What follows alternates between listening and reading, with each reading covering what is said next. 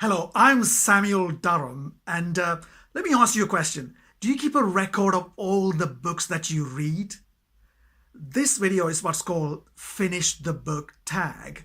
And let me explain what a tag video is, because if you're a booktuber or an author tuber, just ignore the next 20 seconds because I don't want to sound patronizing. But I was talking to somebody last week and I was talking about tag videos, and she seemed to think that a tag, as in video SEO, as in video search engine optimization, those tags that we put at the end of a video to help a user locate our videos when they search. So I said it's got nothing to do with that. It took me ages to explain it. So what this means is that what has happened is that a booktuber called Headless, somewhere in England, has created a series of questions under the theme of Finish the Book Tag. And he then made a video. This was back in April. And then he tagged a few people. By tagging, it's a bit like the game that kids play. Tag you're it, right? So he tagged, I think, about 5 booktubers. And since April 2018, this tag has been going around. And what happened last week was that a really interesting booktuber from South Africa called Rashmika, she did her video, and then Rashmika then tagged me. So now I'm doing it, and at the end of this video, I'll be tagging maybe 5 booktubers. The first question is, do you keep a record of all the books that you read? And the answer is yes. This goes back to all the way back when I was 5 years old. My father taught me to read and write when I was 4 years old. My sister and I spent the first 13 years in a remote part of northern Sri Lanka. And we didn't have any electricity. There was no TV. So that meant we had to read. And also once a week, on a Saturday morning, my father took me to the cinema and to watch Tamil movies. These were movies made in the Tamil language. They were made in Madras. That's the city that's now known as Chennai. And they were Bollywood movies made for adults, but my father took me there because I just loved them. And by the age of 6, I realized that I had seen 82 movies. I know that because I kept a list. And I did that because my cousin, I think he was a few years older than me, he was doing that. So we were competing to see who can see the most number of movies in the cinema. And I had an advantage because his parents were a bit conservative. They didn't like cinema, whereas my father was all into it. So I remember reaching my 100th movie in a cinema very quickly. And what happened was that when we came to England, I carried on with the list. So that's how the list making happened. So now, in fact, I become really anally retentive about keeping a list of all the books that I read. Now that I'm writing stage plays, screenplays, and novels, I also have a separate way of documenting my productivity. So this is the interesting part. Rashmika, when she did her video last week, she talked about Roz in South Africa, another really interesting booktuber from South Africa, who has this really detailed way of documenting her reading habits. So she uses these spreadsheets, and they are amazing.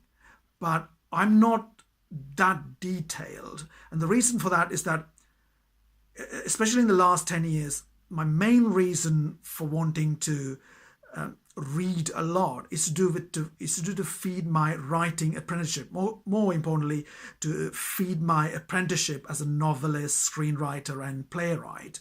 So I try not to spend too much time in the statistics, but only the stats that are necessary for me to learn.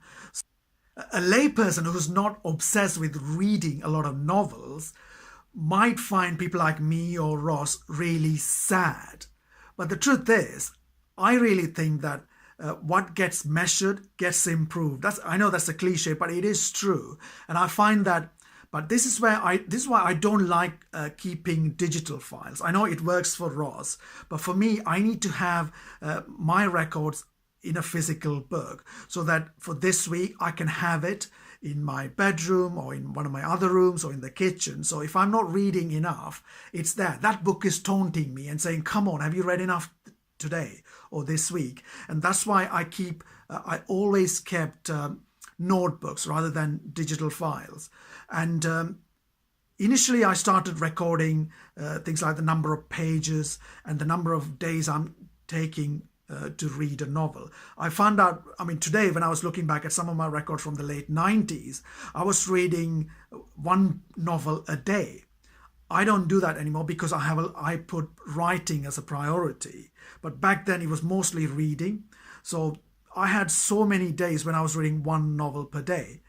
And but interestingly, the way I document the statistics have changed, especially in the last 5 years, because what I realize now, what's more important to me is looking at the number of pages of a novel and then working out the number of words, just approximately, because then I can look at the premise of the novel and see how the author has created the story. And also more importantly, I'm sure you heard of the phrase, read like a writer, write like a reader. And what I do when I'm reading a novel is I'm pretending I'm the novelist and I'm seeing how has she progressed this story. So knowing exact number of words that she has, not the exact number, roughly the number of words that she has used, it helps me. For example, if it's a fantasy novel by Brandon Sanderson, then it could be anything from 300,000 to 350,000 words. So I need to know how he's pacing that novel. But if it's a literary novel by someone like Ian McEwan, he might use just 80,000 words. But again, I'm interested in the pacing, also some other things like plot, character, setting, and I want to see how he has used that real estate of 80,000 words or 300,000 words to tell a story. So this is why I'm more interested in the number of words than ever before. So I document that. The next question is, do you give ratings for books? No, I don't do that, mainly because I usually have a lot of long detailed notes and I don't feel the need for ratings. I know it's fun. It's a fun way to do it. Goodreads, on Goodreads, that's an important feature, but I just don't do it. I don't feel. Do you review books? No, I used to. I used to write reviews on Amazon. Then I stopped doing that because I thought it's just a waste of time. What's the point? I didn't see the point of it. And then I was doing it on Goodreads. But then as I got more seriously into writing, I realized that I need to get rid of the voice in my head that's more of a reviewer. Because reviewing is more of a left-brained activity, whereas creating something new as a novel or a screenplay is mostly a right-brain activity. That's why I felt so I need to do less of the left brain writing and more of the right brain creative part. So that's one of the reasons I stopped doing it. The other reason is that I found that it's more important to, instead of criticizing or critiquing a novel, it's more important for me to do what I call story analysis. And this is why instead of writing reviews, I do story analysis. And what I do, so when I finish a novel, this is what I do. And I have different categories. I love detective fiction, so I have a separate volumes of notebooks. So I will go and analyze the story in a different way and I will look at the different tricks and strategies that the novelists like Henry Mankell or Ian Rankin would have used to tell that story. I'm also into fantasy literature. So I have a separate pile of notebooks and journals on that. So when I finish a fantasy novel, again, I will go and analyze it. I also have a separate notebook for science fiction and then other novels. So I have them in different categories because I have an interest in lots of different categories. Don't forget, I also write plays. And so I have a separate file for plays and a separate box for, and a huge area for screenwriting, which is one of my biggest passion. So all these things are into so many different compartments. And everything comes down to story analysis. So I'm thinking about all those little components that make up a great story. So I completely purged my head of this left-brained activity called reviewing, because I don't have much respect for people who do it professionally. I can understand the amateurs on Goodreads and Amazon, but the professionals, I just don't, because most of them, they can't write themselves. They can't write a play or a novel, but they want to pontificate about it. And I don't want to belong to that group. So, and what I do is story analysis for myself. And I'm also writing a textbook just for myself. So I'm learning all the bits and pieces from every novel and screenplay and stage play I'm reading. and I'm then coming up with my own theory of storytelling, because even though I read a lot of textbooks on writing novels and screenplays, I feel as though the best ones are the best strategies are the ones that I learn from many different books and plays and novels. So, and I got them in different volumes and notebooks. Now, this is not something that I will even try to get published, but it's there as a tool so that I can then use it to write my own stuff. And I do that, and I had fairly decent success, and I'm going to do a lot more in the next year. So that's the reason I can't write reviews anymore, because I hate that voice that wants to critique it, whereas I'm more about looking at it in a really strategic way and thinking, okay, why did that scene work? Why did this act work? And I'm tearing this apart, and that won't be suitable for Goodreads. And also it will be a waste of time for me to put those thoughts there. So I don't do reviews, and I can understand why other people. I also stopped reading reviews. That's the other big breakthrough for me. The moment I stopped reading reviews, I became more productive and successful as a novelist and screenwriter and playwright. I started winning a lot of competitions because, and this is a tip, if you are too into writing reviews and you're not doing much writing, it's really important to get rid of that voice, because I spent 4 years at university studying English literature, and the thing about that degree in any good university is that it's mostly literary criticism or literary scholarship, and that's good in some way, but in other ways it does sabotage the right brain, which needs to do all the creativity. So that's why since leaving university I cut down on too much left brain thinking when it comes to reviewing anything, TV, film, screenplay. I don't do that at all. I don't even read reviews. I try not to even read the reviews of my own play, but I had to, because the producer sent me an email with all the links and I had to read it, and I didn't think much of it. I just put it away, and they're really badly written. That's the other reason. Most reviews by amateurs are badly written. Even the professionals, as I said before, they never written a successful screenplay or a novel, but they want to pontificate about it. Some have. I know Stephen King, when he writes a review for the New York Times, that's worth reading, but most of the others haven't. That's why they have to write reviews to earn some peanuts to pay their bills. So I'm not going to waste time on it. But if Stephen King writes a review, I mean, he did a great one of Thomas Harris's Hannibal way back in 1999. That's worth reading, because Stephen King knows what a great novel can be. But I'm not going to waste time reading other people's reviews. So that's the reason I don't write reviews. Where do you put your finished book? Most of the time I borrow the books from the library. So once I finish, they go back. But what happens is that if I love a particular book, that means I want to reread it. I want to have it around the house. So that means I will buy it. I mean, in this house is full of books. Every single room in this house has books, and there are only two rooms where you won't find any books, and that's the bathroom and the toilet. Even the kitchen's got lots of books, and the reason for that is that I like to surround myself with authors who have done it, who have been successful. Success leaves clues, as I always say, and I want to be reminded of it. So even the moment I wake up, all these great books are staring back at me. And then in the landing, in the corridor, everywhere, there are great books that I love. And I'm constantly reminded of all the novelists and playwrights who have gone before me.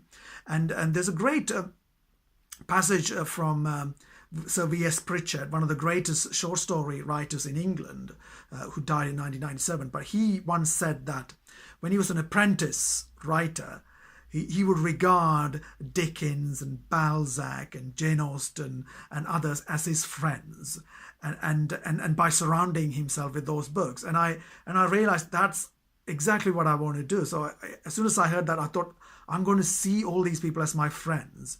I know that sounds really sad, but what this means is that when I'm in my writing room, that place is covered with books by Dickens, John Updike, Philip Roth, and many others, all the Michael Crichton, all the novelists that I like. So they're watching me. I feel as though they're watching me. So if I'm lazy, if I want to be complacent, and if I want to procrastinate, I feel as though the ghost of Henry James or the ghost of Dickens is looking at me and taunting me. And come on, what have you got? You think you're so good? Come on then. let's see what you can do. So I surround myself with books everywhere. So that's why I wouldn't throw away any book unless it's really bad. So the books that I read go back to the library. Otherwise, I keep them because I think it was Plato who said a house full of books in it is a house with soul, or something like that. And I really do believe in that. How do you pick your next book? Well, the thing is, you see, as I said before, I don't pay any attention to reviewers. So what this means is that I have a different way of doing it because I'm in that semi-professional stage as a playwright, novelist, and screenwriter. And my number one obsession really is screenwriting. So what I do is I focus on all the properties that are being bought by major Hollywood studios or production companies. And I do that by reading websites like Deadline Hollywood, The Hollywood Reporter, and Variety every day. So by doing that, I know exactly which novel is being sold to which production company, which agent is selling it, because I need to stay in touch with that. I need to keep myself up to date with all that information. For example, this morning I was reading an article in Deadline Hollywood, and I found out there's a memoir called 74 and Sunny by A.J. Benza, and that's now going into production. And I never even heard of this memoir, and it was published in 2015. Have you heard of this, 74 and Sunny? But by reading Deadline Hollywood, I realized, and I just love the premise of this memoir, which is about an Italian boy. It's a coming-of-age story, and his cousin is effeminate. So the other family sends this boy to stay with the older boy because they think the other boy is gay. And it's a coming-of-age story, and I think it's going to look at masculinity and all sorts of things to do with patriarchy and all that in 1974 within an Italian immigrant family, I think, from what I read. And that sounds really fascinating for me. So I will definitely get that book and read it. So and already I put it in, this is a notebook that I keep. So every time I come across something like that, I will write it here and I'll try and get that memoir or novel.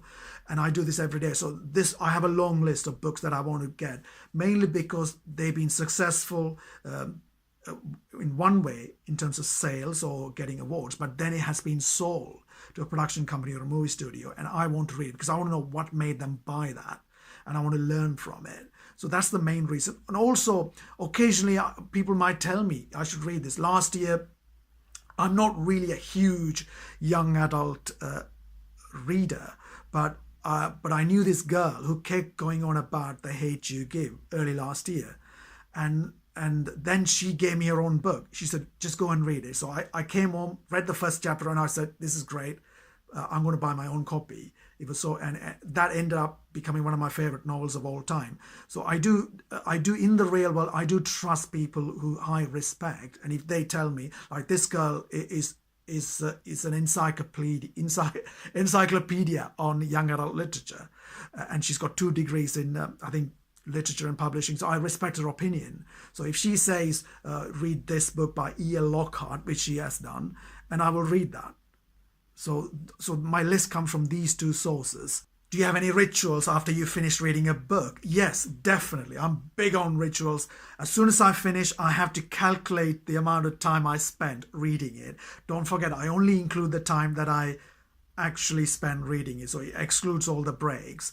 And you've probably seen in that little photo. So I would document the number of hours I spent, the number of days over which I read this novel, and then I have charts on my bedroom wall. I know this sounds sad, so I have charts for every month to see how I'm doing. Then I write my story analysis in a detailed way. Sometimes I use charts. Sometimes I do go onto the computer and do it if it's really detailed. When it comes to Dan Brown novels, what I do is I do these big, I do what's called a pro storyboard. I can't draw because I know some of the film directors that I love, like Ridley Scott and Steven Spielberg, they can draw a little bit, so they can do a storyboard. I can't. I wish I could. So what I do is I do the storyboard in prose. So for someone like a Dan Brown novel, heavily plotted, so I do that. I would do that, and that's fun, and I learn a lot from that process. So those are the rituals. Then I would then add all these numbers, and it's fun, and it's also about keeping myself motivated to see, am I reading enough, am I learning enough, and what's the next books to read. So who am I going to tag? Well, I've got quite a lot. I'm going to tag Will James at The Bold Book Geek. He's quite an interesting guy. He might do it. Lucy and Scott at Book Hacks. And again, a duet. I don't know how they managed to do it so successfully and so consistently. I tried this in the summer and it was quite challenging to have two people doing videos together. And then I also like to tag Joe Linzell, who's very consistent with her videos. And also now we're going to go to South Africa with Kelly Hogan's at Velvet Library. Again, she does a lot of enthusiastic BookTube videos. Then now we're going to go to the United States with Regina at R. St. Clair and Bethany Ziegler, who goes by another name on YouTube. And then to Canada, to Kathy Tryhard and Sajid of Books Are My Social Life. He's in Trinidad. And then we're going to come back to the UK with some quite big and influential booktubers like Simon at Simon Savage, or no, Simon at Savage Reads, and then Eric Carl Anderson and Jasmine at Jasmine's Reads. I like to add one more YouTuber, and that's Amy Laurel, also from the United States. I hope you can do this tag and have fun with it. I had some fun because it was really good to go back to my logs and journals to see what I've been doing over the past few years. And also in the comment section, tell me, do you believe in that cliche? What gets measured gets improved. I really believe that. I think that whenever I write down, for example, I do a lot of exercise, I go running. So whenever I write down the exercise time and all that, I know I can beat that. I'm trying to beat that, and that the log monitors me and I monitor the log. And it's the same with reading and writing. So tell me what you think. And if you think I provided any value in terms of information, motivation, inspiration, or entertainment in this video, do please consider subscribing. If you already subscribed, thanks for your support.